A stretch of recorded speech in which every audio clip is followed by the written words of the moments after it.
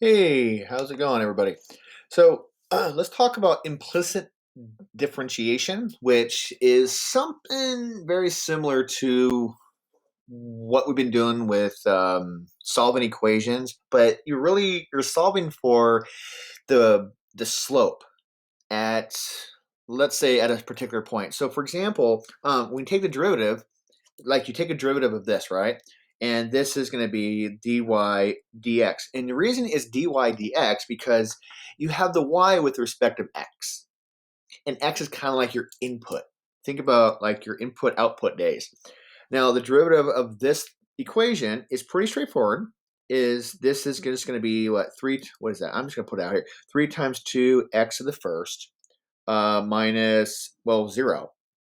And so if you clean this up a little bit, you have 6x, right? That's easy. But that's this, right? With respect of x. Well, you also know this equation. Great. But I want you to cross multiply. So if you were to cross multiply this, and if you were to do that, you would get this. Okay? You would get that. And you're probably thinking, why would you do this? Well, a lot of derivatives are not just really simple, nice ones. You've got to maybe have, someday you're going to have to kind of do maybe the area of a circle, but you're going to have more variables to work with. And so you're building that up. So now I want to take the derivative of this. And so the thing is, this is where implicit comes in, because implicit means, hey, I have x and y together or in the equation together when I take the derivative. If it was just solved for y, you would have explicit. Implicit means I'm with it. Explicit means I'm solved for y. You think about it. Now, not all equations can be solved for y, and that is the issue. Now, what you could do as we move down, you can actually take the derivative of this and then take the derivative of just this and see if they match. But here we go. Let's take the derivative with respect of x to the third. Now, when I say with respect of x, look at that. Look at this. So what we're going to do is just take this. You're going to drop the 3 down, do that. And technically, if you think about this, you have this. However, I wrote it here. But what if I did this? What if I kind of just took this out?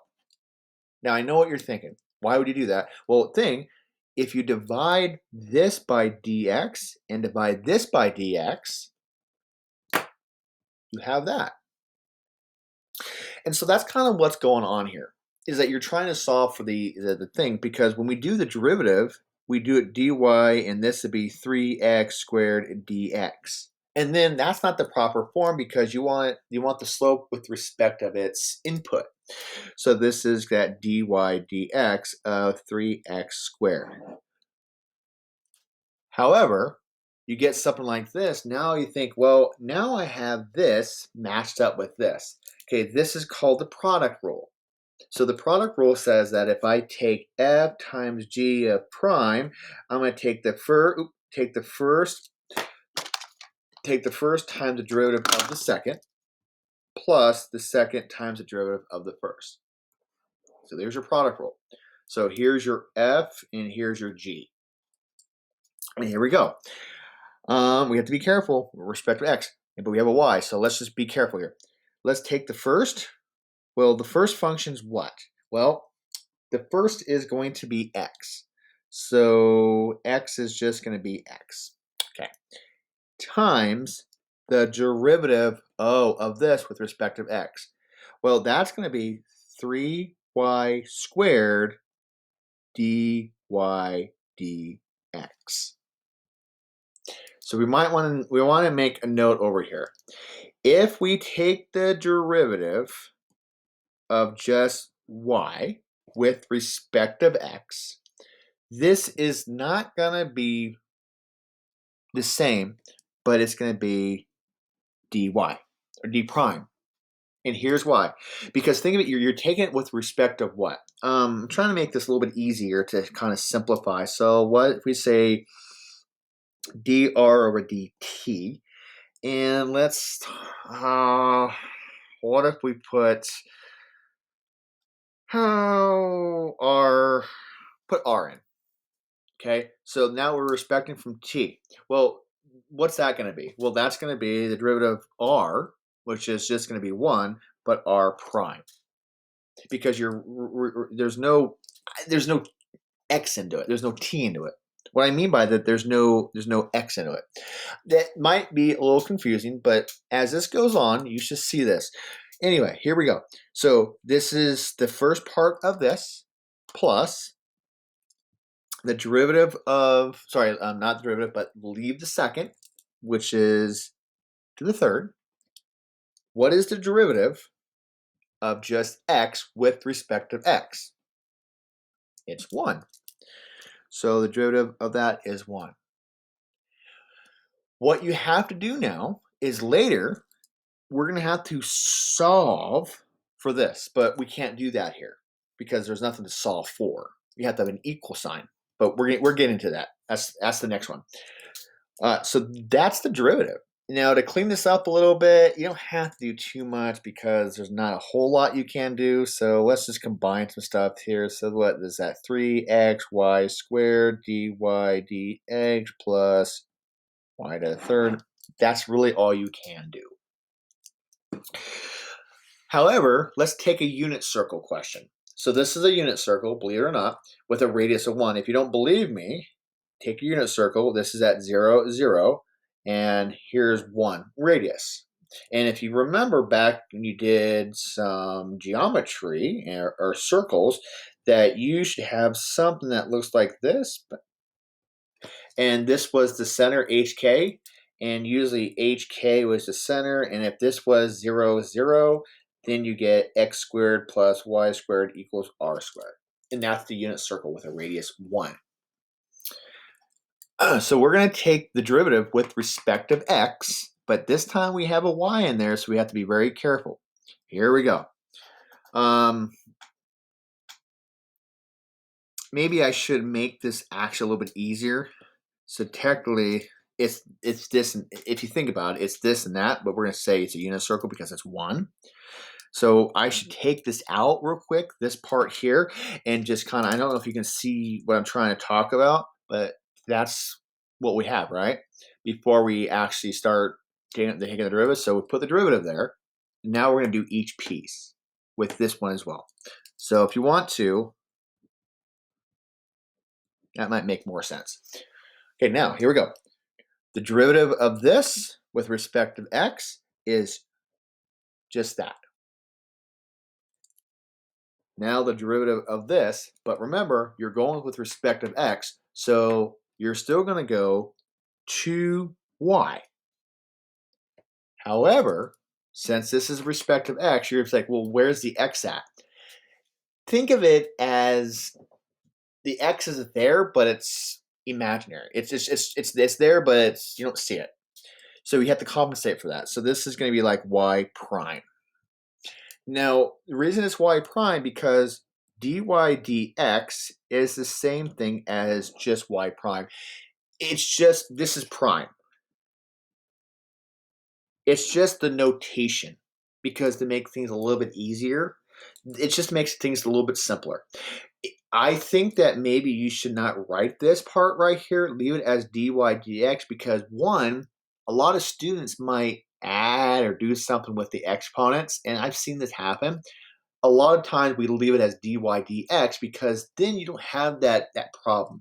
So what I'm going to do is that I'm going to get rid of this, and I'm going to go ahead and put dy dx because then I won't have to worry about that issue. Equals, well, this is just the derivative of x with 1, which is going to be 0. And there you go. But what if I wanted to do this? What if I wanted to solve for dy dx? What if I wanted to solve for that? And that's kind of what we're building up towards.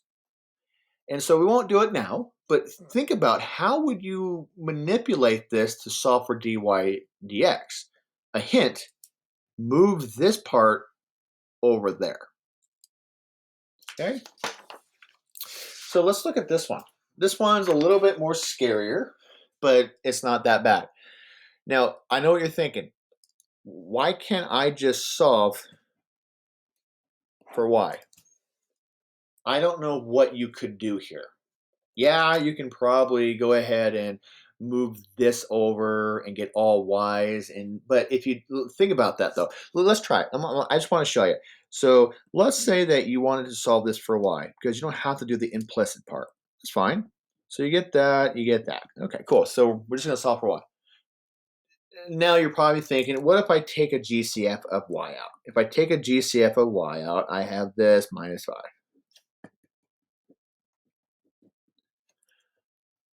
But remember, you're trying to solve for y. You're trying to solve for y. You can't solve for y because y is going to be on both sides again. And it just turns into this. So this is where you have to do this is where you have to do implicit differentiation because it involves x's and y's. So this involves x and y. So there's your proof or belief. So we're going to go back up to here and do implicit. So we're going to go, we're going to take the derivative, dy dx. I know I should not put that because it might raise some concerns, but you know what? That's okay. We're just going to do it anyway. So we're going to put everything back, but what I'm going to do is take the derivative, of both sides. So I'm just going to go right here. So I'm just going to take the derivative of both sides. So if we take the derivative of this with respect to terrible looking x, what's the derivative of -4? Well, yeah. Okay, that part's easy. We're done with that part. Now let's do some stuff in here. This is no chain rule. Well, if you think about it, this is a chain rule. I don't know if you see it or not. This is a chain rule. So if you take the derivative of y to the third with respect to x, this is 3y squared dy dx. Technically, that is a chain rule if you think about it. Now, that might have not been mentioned, but this is why that you have to kind of do this. But anyway, that can go on for later. The whole point of this is to get the derivative of this with respect to x. Here we go. So, derivative of this with respect to x is going to be 3y squared y prime. I hope that you're okay with that y prime. If it helps, use parentheses. Another thing that I saw students do, or even I did, highlight it. So here we go. So that one plus 2y prime. So that's that one. This one here is going to be -5y prime. Here's that one. And now take the derivative of this one. Well, this doesn't have a y in it, but just regular x. So that's cool. So this is going to be -2x1. And I wouldn't even put the 1 there because it gets confused. So this is how you're doing. So you see how what I did? There's no x's, so we have to. This is like a chain rule. This is a chain rule. This is a chain rule. This is just regular power with respect of x. So you see how y dy dx is in here, there, and there. It's just another way of looking at it. It makes it easier to just do. So just remember that y prime was your dy dx. It's your derivative. It just makes it easier to work with. So our mission was to solve for dy dx. So we're going to solve for y prime. Or maybe we should highlight this. So we're going to solve for that y prime. Because that derivative of y prime will have x's and y's. So here we go. Before I can do anything, I cannot combine. However, what if I move this over there. So what if I go 3 that y prime plus 2y y prime minus 5y prime equals 2x. And if it helps, boom, boom, boom. Now, why don't we take a GCF out? So the GCF will be that. You can use a bracket or parentheses. It doesn't matter. It's just a grouping symbol. So this is that one. It's just a grouping symbol. This one is missing that, so that's 3x that. That one is missing that. That is missing that. Equals 2x. Okay, remember, our mission is we want to solve for that. This is what we want to solve for. Well, how do we solve for this? This is multiplication. So we're going to take all this. We're going to go 3y squared plus 2y minus 5y and divide it by this side. Oops, careful with that. 2y minus 5y. Okay, so this disappears, which gives you that. And then now your whole thing goes 2x, 3. Be careful with, I know you want to write x's like I just did. 3x 2 plus 2y minus 5y. And that's the derivative of that. Now, I hope that you're seeing something here. If we were able to solve this, for y, and we took the derivative, we would get this. If we were able to do it, but we can't. This is our derivative of that function. But in the future, if you were giving maybe like x and y values, so let's say you were given some values, do you see what you can possibly do now? Plug those in and then get that derivative at that point. I hope that this helps. I would practice implicit differentiation trying to get this pattern done because it's not that bad if you work with it a little bit. So hopefully this helps. Keep learning.